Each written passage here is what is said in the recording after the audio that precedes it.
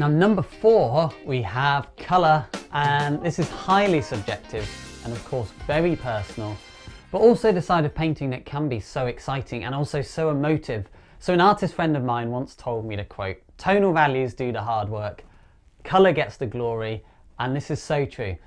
And in theory, if we get our tonal values working in a painting, we can kind of do whatever we want with colour. But at the same time, colour still needs to be very much considered because it can change the whole feeling of a painting in an instant. And of course, there is a huge amount of colour theory to help us, but actually to a large extent, just trusting our instincts is a really important part of using colour, and it's what makes it so fun too. Although the more this is backed up with some knowledge of colours and mixing, which comes from experience and practice, the easier things get.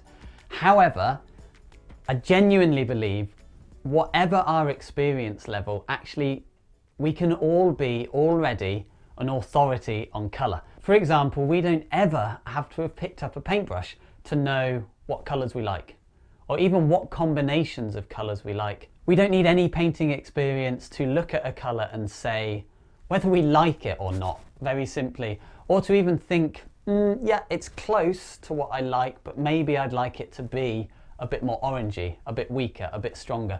We can all do that right now. Whilst painting, you can ask questions like, very simply, is this colour pleasing to me?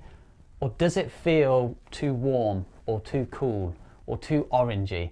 Does the painting feel too garish? Or are there too many strong colours everywhere competing for attention? Or is there not enough colour and it feels kind of dull or flat to me personally, or to you personally? Ultimately, do you like the colours you've chosen and that you've used? Do they work well together to your eye?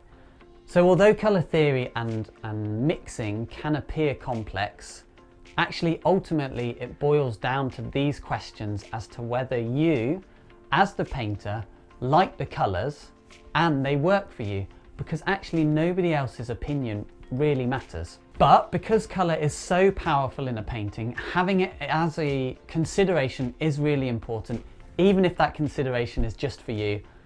The experience and the practice comes into play more in terms of how we implement our ideas about colour, i.e. colour mixing, paint consistency and application, etc. And all of this obviously comes with time. And actually, I think even more importantly, just confidence in yourself, confidence in your decisions, and then the confidence to make a change or move forward with a new idea is one of the biggest things you can do with colour. And again, this comes with time and practice, giving us confidence.